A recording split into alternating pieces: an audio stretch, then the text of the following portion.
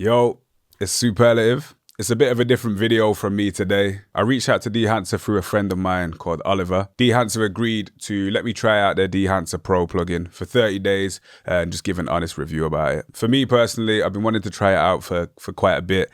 I did use the trial, but I couldn't get past the watermark to know if it was something that was right for me. Fast forward, a bit of a spoiler, I love it. It gives me that film look that I want in my footage without using like stock grain and other overlays that we would usually attribute to like a film emulation look. With that being said, here's my review and working process with Dehancer Pro. Let's jump right into the software. I will start by saying I'm not a colorist and I'm not an expert in Premiere Pro by any means. I'm a music artist that shoots his own content and I want a specific look, and Dehancer Pro is a film-like color grading plugin that allows me to achieve that. Yeah, so diving in, I'm working in a Rec 709 color space. I'm aware that Premiere Pro does have a wide gamut color space, but I'm not too clued up on how to integrate that into my current workflow yet, and it's something that I'll be trialing in future projects.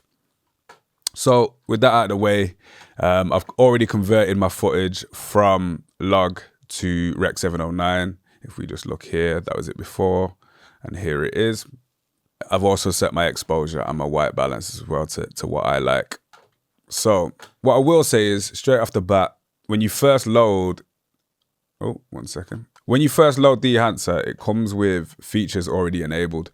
I personally don't like that because I like a clean slate. So I found myself disabling everything or unchecking enable and then re-enabling in order an order that makes sense to me. So I've just made a preset instead in Premiere Pro that loads an initialized clean slate version of Dehancer, and that saves me some time. It's not that deep, but every second counts. Do you get what I mean? I think in DaVinci there is like a disable all button somewhere here. We don't have that in Premiere Pro, so yeah, this works best for me. So let's jump straight into it. First thing you will see is input. If you're working in DaVinci, you'll have options for different color spaces, but I'm working in Premiere Pro Rec 709. This means that I'm doing my color space transformation first and then using Dehancer afterwards. The downside to this is obviously the fact that you sort of lose some dynamic range as opposed to working straight from log footage and letting Dehancer do the transform internally. So the reason I do it this way is because Dehancer supports a variety of cameras and picture profiles, as you'll see here. Now, I have a Sony ZV-1, which if we come right down to the bottom, you'll see that it only supports HLG. And obviously I shoot my footage in log, so it doesn't have the support for my camera.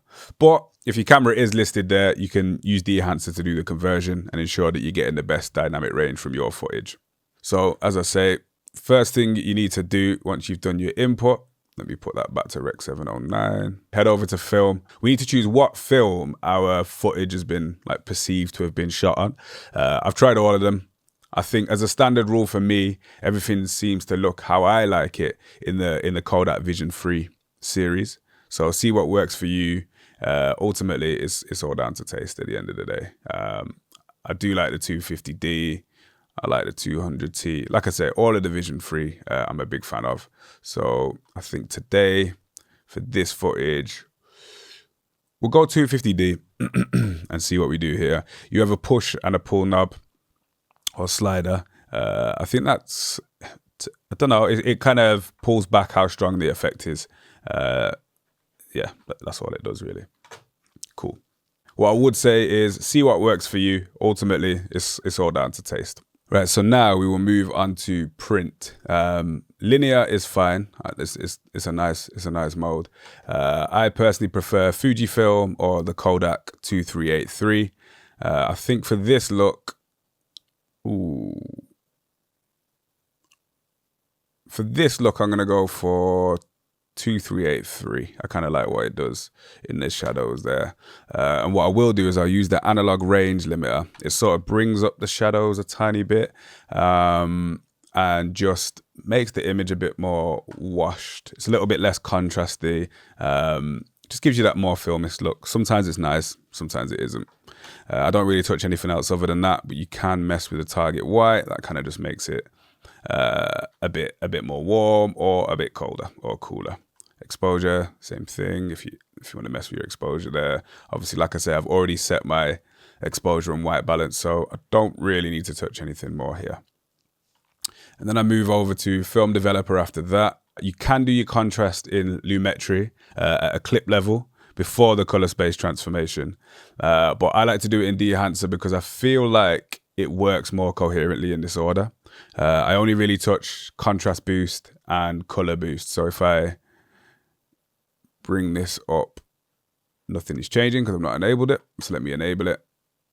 Okay, so I can bring that contrast up. Oh, that's down. Let me bring it up to a level that I'm happy with, maybe about there. So only subtle. And then this is where you bring your color back, because I feel like when using the Kodak 250D, for example, the color gets washed out and quite desaturated, and the color boost brings that saturation back up. You can go quite far with the 250. You'll see here. Let me go to something that has a bit more color on it, like the red car. Okay, cool. So before there, let's take it to about there. Yeah, I'm happy with that. Don't go overboard, as I say. You can crush it a bit too much, but I find that on the 250D, 70, 75 works fine for me. Then we will move into film compression. This will basically just reduce your highlights. It's a compressor at the end of the day. It will reduce your highlights. Let me enable it. You can see if you look at like the rims and in between the window here, it just gets rid of that super highlighty bit. You might want that, but I don't want that. I keep the impact where it is. The white point, it changes the intensity of the highlights. So if you come down, then obviously you kind of get those highlights back again. And if you go all the way up, you'll lose some of those super prominent highlights. Now, even though when it was off, it was quite bright, what I will do is I'll bring the white point down a little bit to like 75 maybe.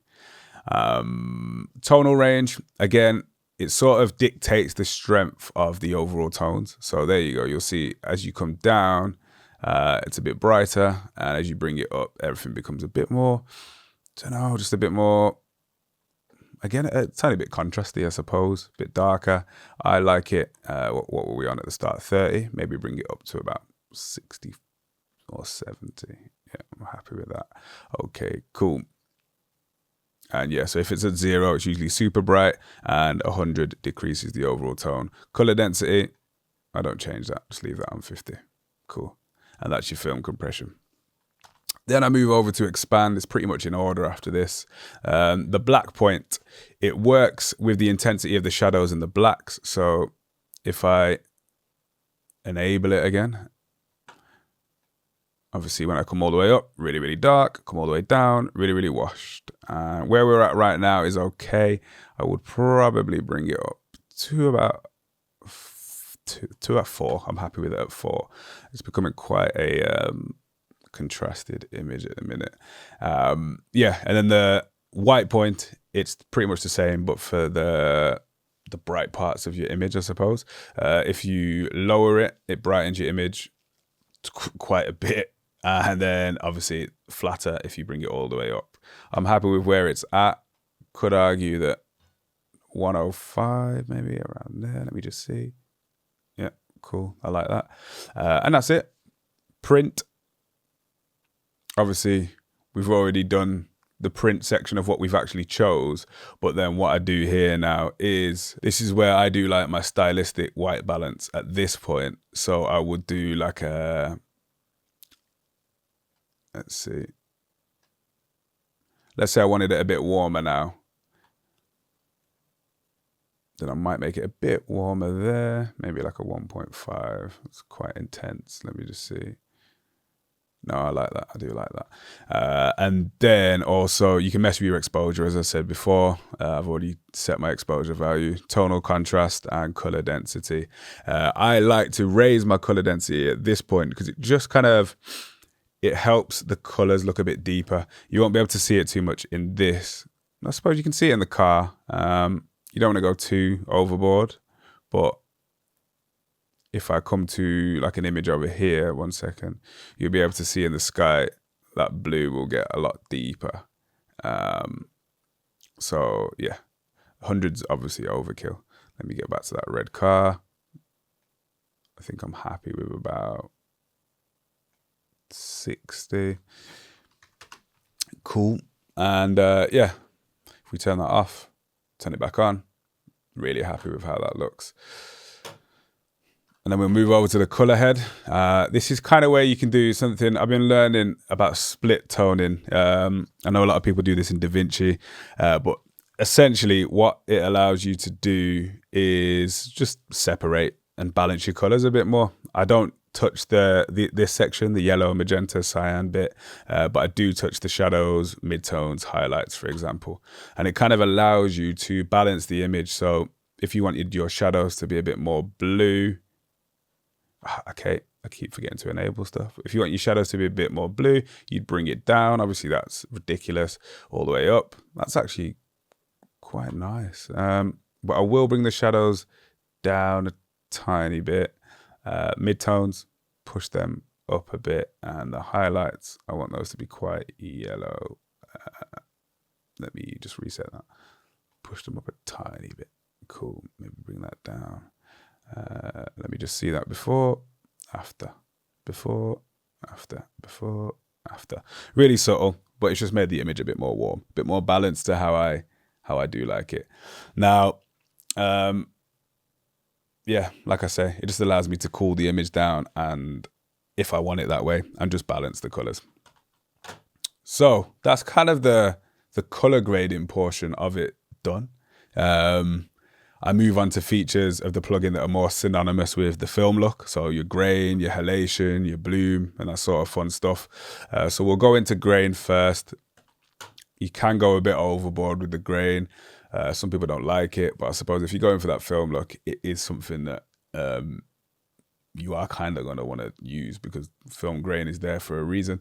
So the way it works, the lower the millimeter, so 8mm being the lowest, that will give you the most intense grain, and the higher the ISO, the more intense it is too. So for example, 8mm ISO 500, you can already see, let me just play this back. That's really intense. I'm not a fan of that. I tend to go around 35mm ISO 50 or 65mm ISO 50. Even that for this image is a bit much, so I'm going to whack it up to 65. And you just get a bit of grain, which I'm happy with there.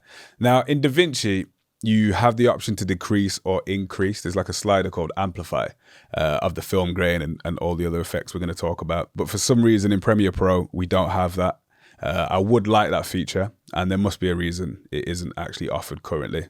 But that's your film grain, very simple. We'll move into halation. Halation is pretty straightforward. It gives the footage that sort of like red tinge to the highlights that you'd have seen in film footage. You'll see on things like, let me just move over to like a whiter bit, maybe this van here, cool. So you'll see on the van, let me just disable it. It's only subtle, but you'll see around places like, even around the trees, you'll get a bit of halation. I'll make it very, very apparent. Again, 8mm is the most pronounced. You'll see now, you can obviously see what's happening there. It starts to get very red and a bit blown out. And then also the no remjet version makes it unbearable, if I'm being honest, but it just makes it stronger. So that's the saying going up. I tend not to go overboard on the halation. For me, for this one, I'm probably going to go 65mm again, just to add a bit. I might even go 35. No, I'm going to go 65. Cool.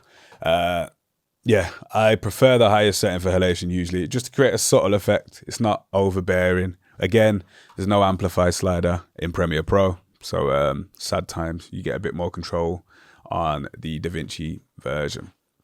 Moving on to Bloom. Bloom is like the sexier cousin of halation. Instead of the red tinge, it makes the highlights a bit more dreamy, a bit softer. Again, the same rule applies.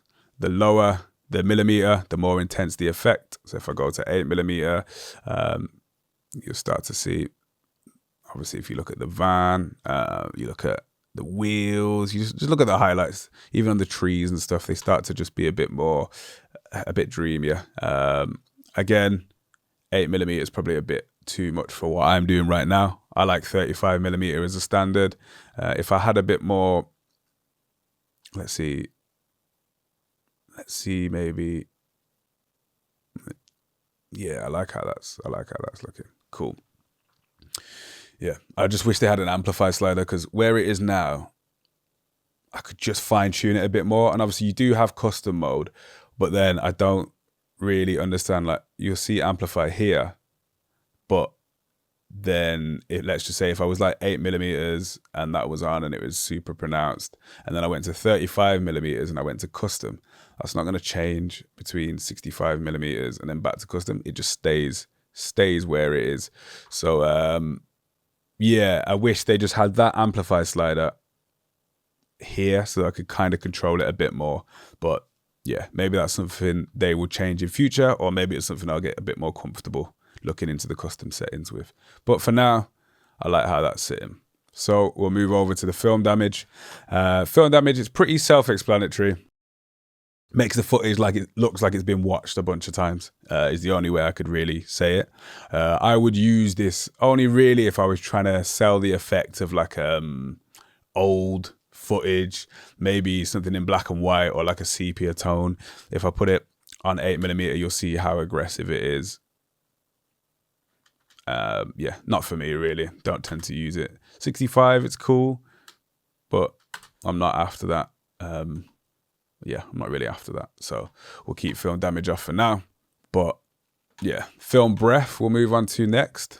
Now this is, again, it's an acquired taste. It tends to like fluctuate the tones of your footage, adds a bit of inconsistency in the colors. If I put it on 8mm, you'll see the effect is like super overkill. Almost feels a bit like police sirens. Pay attention to like the roof and stuff like that. Yeah, it might be cool for some. It adds a bit of movement in the colors, which I suppose is nice. 65mm, a lot less pronounced, but again, I've just done all that color grading, so I want it to be that color basically. So we'll leave that off. But if you like that, that's what you can do. Now, if you want actual movement as opposed to color movement, is what I was just calling it then, the gate weave is kind of perfect for that. It will crop your footage in. So 65mm doesn't crop it as much, but 8mm obviously crops it in a bit more. Now, this is just to accommodate for the effect. Obviously, you need to zoom in to create that movement, and you're not going to have like random black bits on the edge of your footage if it was doing that. It can get quite gnarly. Doesn't really align with the style that I like, but I'll show you what it looks like. You can see it's moving. Obviously, I am zooming out, but without it. It was done on a tripod. So, yeah, just not really a big fan of that. It might be nice for some, but again, I don't really use it. Overscan is the next one, and this again, let me just pause this. Overscan, it's like a bunch of high quality film style overlay effects, I would say. Let me just put one on. You can see the different types. You can choose from a variety of effects. You can obviously choose the positive or the negative. I think it would be good for like a music video, but it's just not really for me. You can get really creative with it. You can change the orientation, cool. You can imagine when using a music video, it would be quite sick. You can change the zoom, which is really nice. Like it is a good feature. It's just not something I would use in this sort of footage. Again, cool for something stylistic, but I just don't really have a use for it in this footage. So we'll turn that off, but you can have a play with that. It's really fun. Finally, for me, well, and for you, we have a vignette. obviously we know what a vignette does. Film emulation aside, I love this vignette on Dehancer because as opposed to Lumetri, for example, I can just have a bit more control over it. It is still a basic vignette, but you just have a bit more control. So if I bring the feather all the way down and let me just bring the exposure all the way down so you can kind of see where we're at. Cool. If I wanted to just have it on myself, I could move over to the, let me do this. I can move over here, cool, and make the size a bit smaller, cool. Obviously, I wouldn't do it like this, but let's just say for effect, and then I will bring the feather back up to 100, cool, and then we'll bring that exposure down back up to like maybe minus 0.2, cool, off and on. Yeah. Now in DaVinci, there's something called mask mode. I can't seem to find it here on the Premiere Pro version. It practically does the same thing as the options that we have in Premiere Pro, but I just like the fact that in DaVinci you can click and move the vignette on the footage as opposed to like dialing in the X and Y positions. Yeah, it operates like a basic vignette. Everything inside the mask will remain as usual. Everything outside the mask will become darker and less exposed. So yeah, we'll put it on just for the video. Why not? Let me change that again. Maybe 0.05. I don't want it too pronounced. Cool. Moving on, we got monitor. I've never used monitor, if I'm being honest. I don't think I'm advanced enough to understand all the false color stuff. Like I've seen videos on false color and IRE, not really something that me as a basic videographer has got into. I understand the importance of false color. I just don't understand how to read a false color scale yet. I think this means it's too blown out and this means it is too dark. Skin's tones sit around here or something like that. But again, I don't know too much about that. So I just kind of leave that off. And if you are in need of a false color chart, then obviously that is there for you. Now the output, it's like a wet dry knob in music production or an intensity slider of the overall effect. I'm not sure why you'd have this on anything less than 100 if you've just fine tuned everything prior to getting to this drop down. So I'll just show you though. There's 0. There it is on 100. Although, do you know what? It's a bit intense now that I'm took it down, but I will keep it at 100 just for today's sake. I would never bring this down like that. But now I can kind of see why it's there. So that's nice. Cool. And then LUT generator, self-explanatory. You can generate a LUT, whatever your color grade or whatever you've put on here, then you can kind of save that as a LUT and use it again for footage that's maybe similar.